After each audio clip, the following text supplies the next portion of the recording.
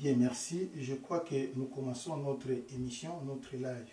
Aujourd'hui, c'est justement, je suis là pour vous présenter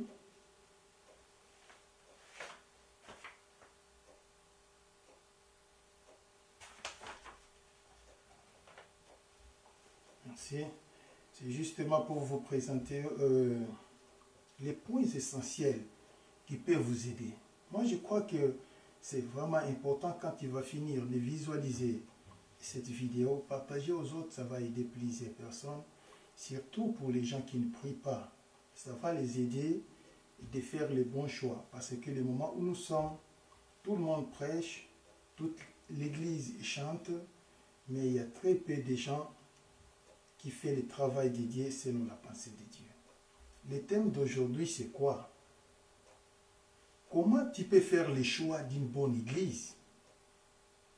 Comment tu peux faire le choix d'une bonne église? Je vais prier. Éternel, soyez avec nous, Seigneur. Que ton nom soit sanctifié, que ton règne vienne au nom de Jésus. Que la compréhension de la parole soit certaine au nom de Christ Jésus. Amen. Comment tu peux faire le choix d'une bonne église? C'est très difficile. Cette équation, c'est une équation à plusieurs inconnus. Mais suivez très bien le langage de la Bible. Tu auras la facilité de trouver une bonne église. Le premier point, le choix d'une église. Du choix d'une église.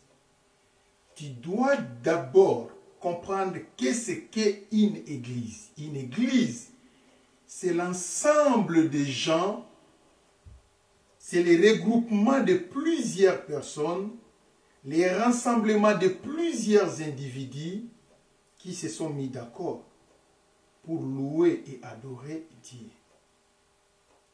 Bien sûr, il est notre papa. On est là aussi pour faire des demandes, des supplications à l'Éternel. Et il exauce. Ces lieux, c'est un lieu qu'on appelle église. Cependant, le premier point pour connaître une bonne église, dans ces regroupements de personnes, les vecteurs, le point essentiel, le livre majeur qu'ils utiliseront, l'unique livre, pas les livres majeurs, mais l'unique livre que ces gens doivent utiliser, ça s'appelle la Bible. On ne peut plus rien ajouter. Bible plus brochure, non. Bible plus traité, non. Bible plus ceci, non. L'unique livre que ce lieu doit utiliser, c'est la Bible. La sainte Bible de l'Éternel, qui commence de Genèse, qui se termine à Apocalypse chapitre 22. Ça, c'est le premier point essentiel que vous devez savoir. Le deuxième point, c'est quoi? Dans ces regroupements de gens qui prient Dieu, ils doivent laisser libre le Saint-Esprit fonctionner. Si vous allez constater là où vous priez, le Saint-Esprit fonctionne librement. Il y a possibilité que ce soit une bonne église. Mais, si vous allez constater, c'est seulement les parlants là qui fonctionnent. La prophétie, les pasteurs ne veulent pas. Les songes, les pasteurs ne veulent pas. Sachez-le que cette église n'est pas une bonne église. Il faut que tous les dons du Saint-Esprit fonctionnent librement. Alors, c'est une bonne église. Écoutez-moi très bien. Le troisième point qui va vous montrer que cette église est une bonne église, c'est quoi? Dans cette église, on doit parler de la Trinité. Sachez-le que c'est une bonne église. Si l'église ne parle pas de la Trinité, sortez de cette église. C'est déjà dangereux. Vous voyez, on doit parler du Père, du Fils et du Saint-Esprit. La Trinité, ce n'est pas la confession de trois dieux, non. Mais c'est la confession de trois personnes en un seul Dieu. Mais parmi les trois personnes, il y a un qui est majeur, les catalyseurs, les commandants. C'est le grand Elohim. La personne que Jésus a dit Père, quand il a dit Père, Père, pourquoi m'as-tu abandonné? C'est celui-là. La personne qui a dit celui-ci est mon fils bien-aimé, en qui j'ai mis ma confiance. C'est celui-là. La personne à laquelle Jésus avait dit Père, je remets mon esprit entre tes mains. C'est celui-là. Le grand Elohim. C'est celui que nous appelons Père. Si dans une église on ne parle pas de la trilogie divine, sachez-le que c'est une mauvaise église. Il faut faire très attention avec ça. Le quatrième point, c'est quoi? Dans une église, dans une bonne église, en dehors de ces trois premiers points que je viens d'évoquer, on doit parler de la crainte de l'Éternel, de la sanctification, de la pureté du cœur, de la sainteté, de l'obéissance à l'Éternel. Si dans votre église, la préoccupation des serviteurs, le moteur de la prédication est catalysé en tout ceci, sachez-le que ça commence à bien marcher. Une bonne église, tu dois le reconnaître dans cette partie encore, ils doivent prêcher sur le retour de Jésus, l'enlèvement et la résurrection des morts. Ils doivent parler de cela. Ils doivent expliquer aux gens la grande tribulation, le millénium, le jugement dernier, la nouvelle Jérusalem, la fin du monde, en grosso modo. Quand l'Église parle de cela, vous allez constater que dans les serviteurs de cette Église, leur préoccupation, c'est préparer les gens au danger à venir. Sachez-le que cette Église est une bonne Église. Maintenant, sur les plans ordonnance, sur les plans sacrements, l'Église doit se conformer aux deux sacrements majeurs que nous avons dans le Nouveau Testament. Le baptême d'eau et la Sainte Seine. C'est fini. Si dans votre église, les pasteurs respectent le principe du baptême d'eau et respectent le principe de la Sainte Seine, dans les sacrements d'une église locale, ça suffit. C'est déjà une bonne chose. Vous voyez maintenant comment vous pouvez connaître une bonne église. C'est de cette manière-là. Maintenant, le point suivant, qui pouvait être peut-être que c'est l'avant-dernier point qui te permettra de connaître une bonne église, c'est la qualité de la concentration des membres constitutifs. Parce que l'homme ne transmet que ce qu'il a. Si le pasteur est bon, sachez-le que les rejetons seront aussi bonnes. Maintenant, fais le calcul sur la dimension de la concentration que les gens ont dans cette église. Si c'est une église perverse, les gens sont toujours comme ça, et les hommes et les femmes, tout est désordonné. Il faut faire attention avec ça.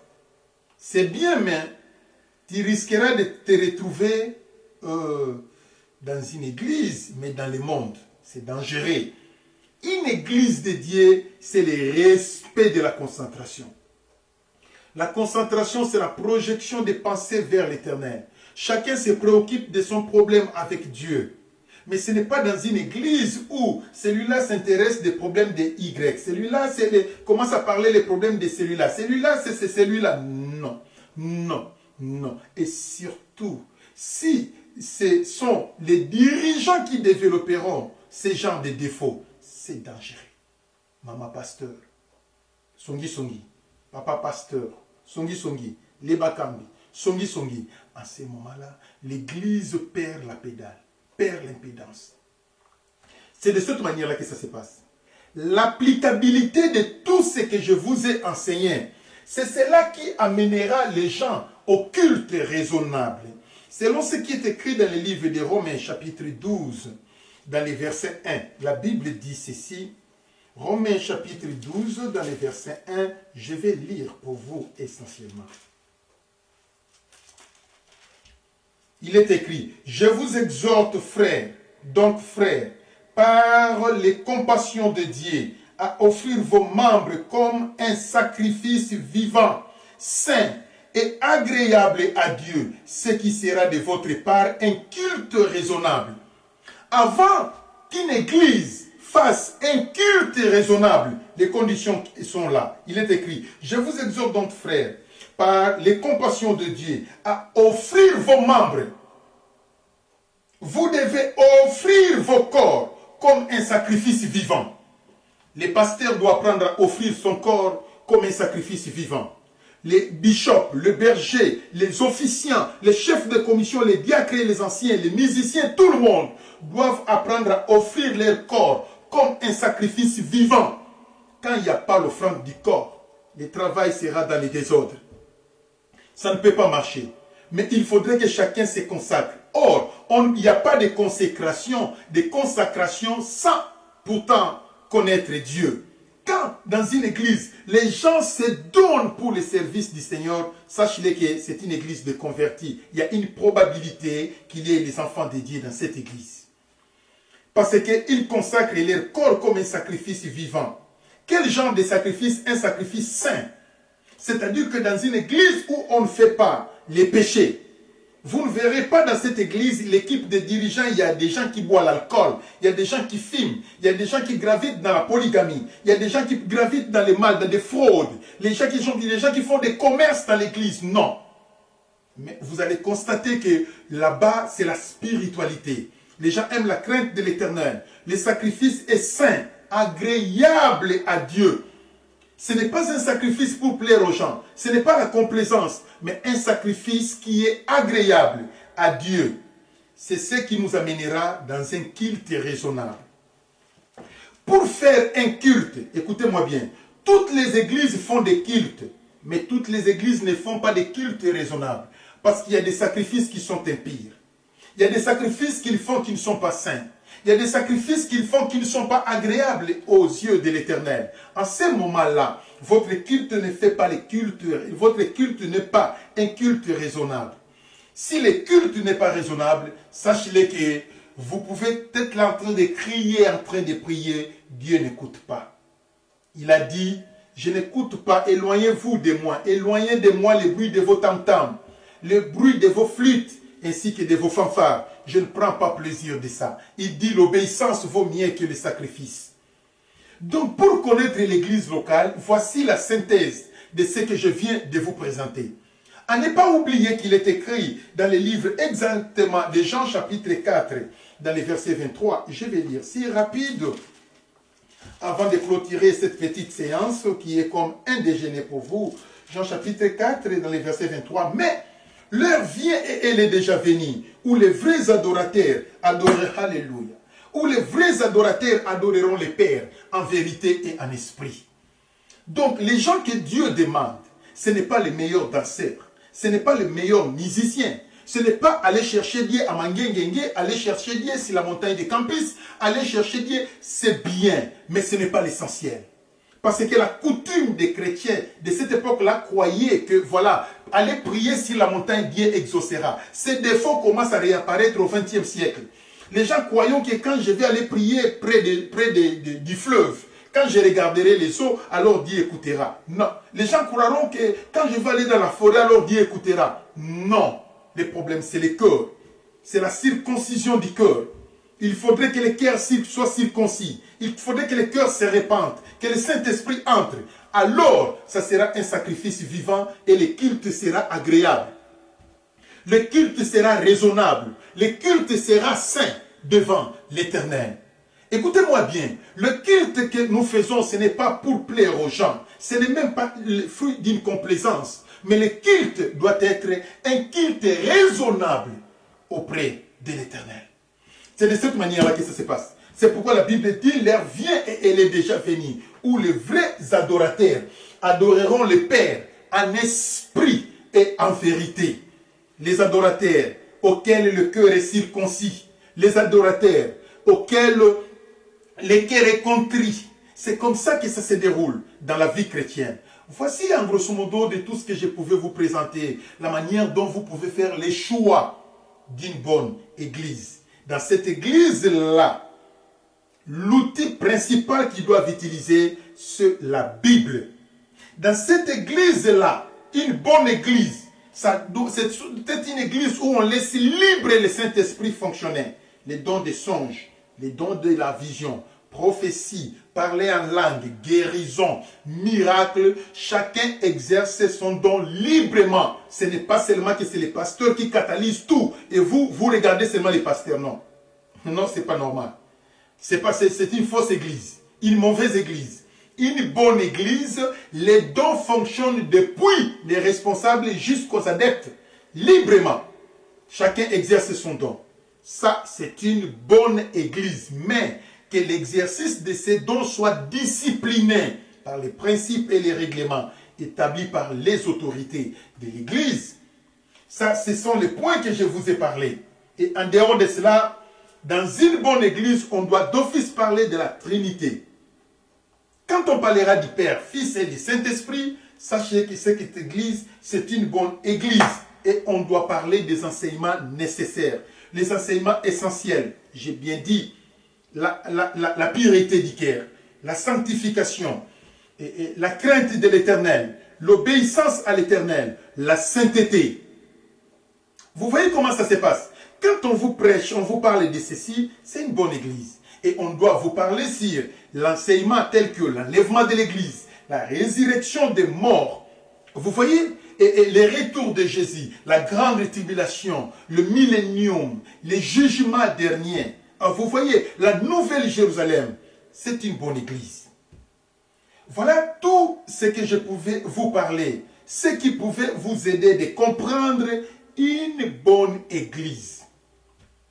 En grosso modo, le paix que je vous ai présenté, que cela soit répété. Répétez cette prédication. Répétez encore et encore et encore. Maîtrisez chaque point que j'ai évoqué. Et commencez à faire le balancement avec ce qui se passe dans des églises. C'est par là que tu pourras comprendre que je suis dans la bonne église ou je suis dans la mauvaise. Je suis arrivé à la fin de mon exhortation. Éternel, bénis ton peuple, bénis tous les auditeurs. Que la paix soit avec eux, que la joie surgisse dans leur cœur, que ton nom soit sanctifié dans leur vie, au nom puissant de Jésus, qui est notre seul Seigneur et Sauveur. Amen. Je suis content de cette exhortation que je viens de vous présenter. Ce qui est très important, partagez cette prédication. Que les gens s'abonnent massivement, c'est très important. À chaque fois que ça va cliquer sur votre téléphone, sachez que le révérend pasteur Ricky Maenda vient de lancer un message. Le message que j'ai à vous donner, le style de prédication que Dieu m'a donné, justement, préparer les gens à la rencontre du Seigneur. Je suis arrivé à la fin. Je vous aime beaucoup. Bye, que Dieu soit avec vous. Merci beaucoup. À très bientôt.